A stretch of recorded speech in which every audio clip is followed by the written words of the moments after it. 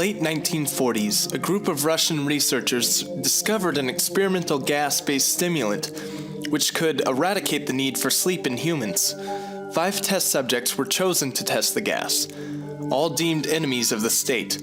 They were kept in a sealed environment to carefully monitor their oxygen intake, as the gas was toxic in high concentrations. This was before closed-circuit cameras, so their only means of monitoring the subjects were microphones and a few thick glass portholes into the chamber.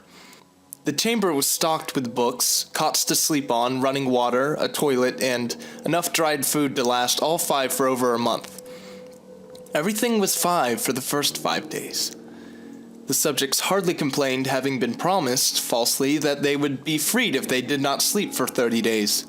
Their conversations and activities were monitored closely, and it was noted that they continued to talk about increasingly traumatic incidents in their past life, and the general tone of their conversations took on a darker aspect after the 4-day mark. After 5 days, they started to complain about the circumstances and events that led them to where they were, and started to demonstrate signs of paranoia. They stopped talking to one another, and began alternately whispering to the microphones and portholes. Oddly, they seemed to think they could win the trust of their researchers by turning over their fellow comrades.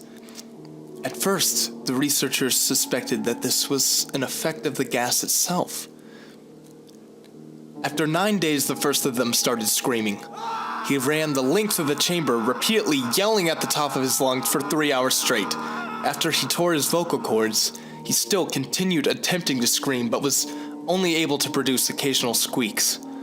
The most surprising thing about this behavior is how the other captives reacted to it, or didn't react to it. They continued whispering into the microphones until the second of the captives started to scream. The 3 non-screaming captives took books apart, smearing page after page with their own feces and pasted them over the glass portholes. The screaming promptly stopped, and so did the whispering in the microphones. After 3 more days passed, the researchers checked the microphones hourly to make sure they weren't working, as they thought it impossible that no sound could be coming from the chamber. The oxygen consumption in the chamber indicated that all 5 must still be alive. In fact, it was the amount of oxygen 5 people would consume at a very heavy level of strenuous exercise. On the morning of the 14th day, the researchers did something they said they would not do. They used the intercom inside the chamber, hoping to provoke a response from the captives. They announced, "We are opening the chamber to test the microphones. Step away from the door and lie flat on the floor, or you will be shot. Compliance will earn one of you your immediate freedom." To their surprise, they heard one single phrase in a calm voice respond, "We no longer wish to be freed." Debate broke out among the researchers and the government officials funding the experiment. Unable to provoke any other response using the intercom, it was finally decided to open the chamber at midnight on the 15th day. That night, the chamber was flushed of the gas and filled with fresh air. Immediately, voices from the microphones began to object. 3 different subjects began begging, as if pleading for the life of loved ones, to turn the gas back on. The chamber was opened and soldiers sent in to retrieve the test subjects. They began to scream louder than ever, and so did the soldiers when they saw what was inside the chamber.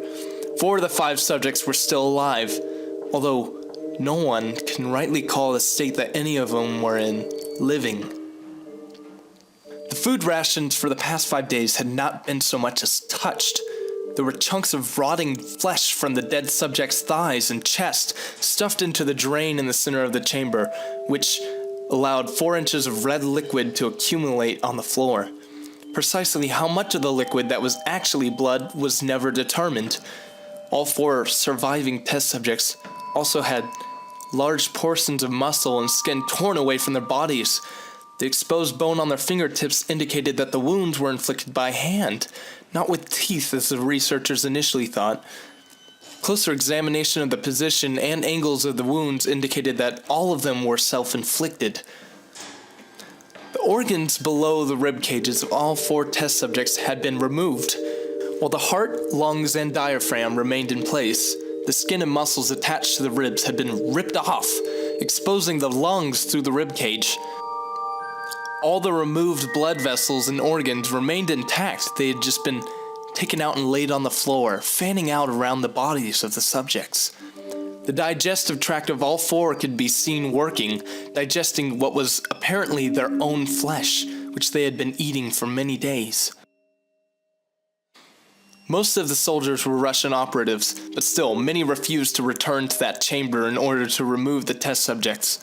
The subjects continued to scream to be left alone in the chamber and alternately begged and demanded that the gas be turned back on, lest they fall asleep. To everyone's surprise, the test subjects put up a fierce fight in the process of being removed from the chamber. One of the Russian soldiers died from having his throat ripped out. Another, gravely injured by having his testicles ripped off and an artery in his leg severed by one of the subject's teeth. 5 more soldiers lost their lives, if you count ones that committed suicide. In the struggle, one of the 4 living subjects had his spleen ruptured and was bleeding out quickly. The medical staff attempted to sedate him, but this proved impossible. He was injected with more than 10 times the normal human dose of morphine, and still fought like a cornered animal, breaking the arm of one doctor. His heart continued beating for a full 2 minutes after he ran out of blood.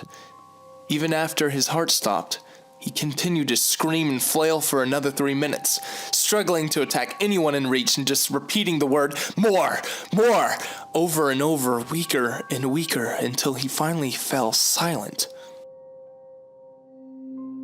The surviving 3 test subjects were heavily restrained and moved to the medical facility, the 2 with intact vocal cords continuously begging for the gas, demanding to be kept awake. The most injured of the 3 was taken to the only surgical operating room that the facility had. In the process of preparing the subject to have his organs placed back in his body, it was found that he was effectively immune to the sedative they had given him. He fought furiously against his restraints when the anesthetic gas was brought out to put him to sleep. He managed to tear most of the way through a 4-inch wide leather strap on his wrist. It took little more anesthetic than normal to put him under, and the instant his eyelids fluttered and closed, his heart stopped. In the autopsy of the test subject, it was found that his blood had triple the normal level of oxygen found in a human body. The muscles that were still attached to his skeleton were badly torn, and he had broken 9 bones in his struggle to not be subdued. The second survivor had been the first of the group to start screaming. His vocal cords destroyed, he was unable to beg or object to surgery, and he only reacted by shaking his head very violently in disapproval when the anesthetic gas was brought out. He shook his head yes when a nurse suggested that they try the surgery without anesthetic. He did not react for the entire 6-hour procedure of replacing his abdominal organs and attempting to cover them with what little remained of his skin. The surgeon stated repeatedly that it should be medically impossible for the subject to still be alive. One terrified nurse stated that she had seen the patient's mouth curl into a smile several times whenever his eyes met hers. When the surgery ended, the subject looked at the surgeon and began to wheeze loudly, attempting to talk. Assuming this must be something of importance, the surgeon had a pen and pad fetched so he could write out his message. It was simple. Keep cutting. The other 2 test subjects were given the same surgery, both without anesthetic. The surgeon found it almost impossible to perform the operation while the patients laughed continuously. Once paralyzed, the subjects could only follow the attending researchers with their eyes.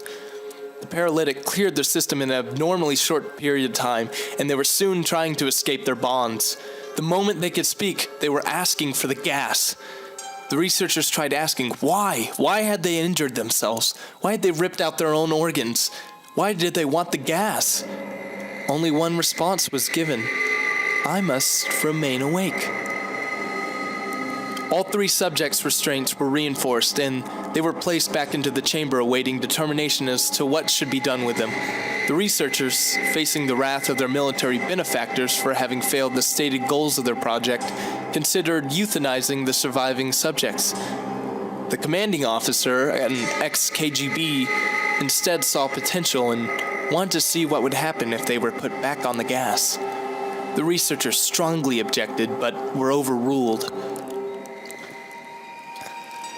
In preparation for being sealed in the chamber again, the subjects were connected to an EEG monitor and had their restraints padded for a long-term confinement.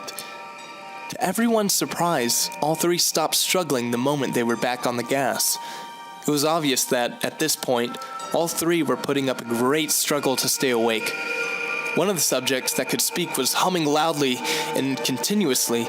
The mute was straining his legs against the leather bonds with all his might, first left, then right, then left again, just to have something to focus on. The remaining subject was holding his head off his pillow and blinking rapidly. Having been the first to be wired for EEG, most of the researchers were monitoring his brainwaves in surprise. They were normal, but most of the time, he just flatlined. It looked as if he was repeatedly suffering brain death before returning to normal again. As they focused on the paper scrolling out of the brainwave monitor, only one nurse saw his eyes slip shut at the same moment his head hit the pillow. His brainwaves immediately changed to that of deep sleep, then flatlined for the last time as his heart simultaneously stopped. The only remaining subject that could speak started screaming to be sealed in now. His brainwaves showed the same flatlines as the other one who had just died. The commander gave the order to seal the chamber with both subjects inside as well as 3 other researchers. One of the 3 immediately drew his gun and shot the commander point blank right between the eyes, then turned the gun to the mute subject and blew his brains out.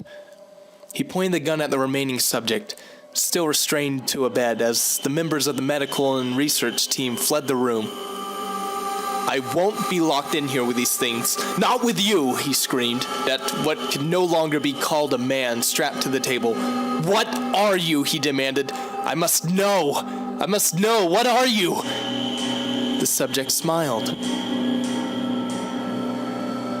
"Have you forgotten so easily?" the subject asked. "We are you. We are the madness that lurks within you all, begging to be freed at every moment in your deepest animal mind. We are what you hide from in your beds every night. We are what you sedate into silence when you go to the nocturnal heaven where we cannot tread." The researcher paused, then aimed at the subject's exposed heart and fired. The EEG flatlined as the subject weakly choked out. "So nearly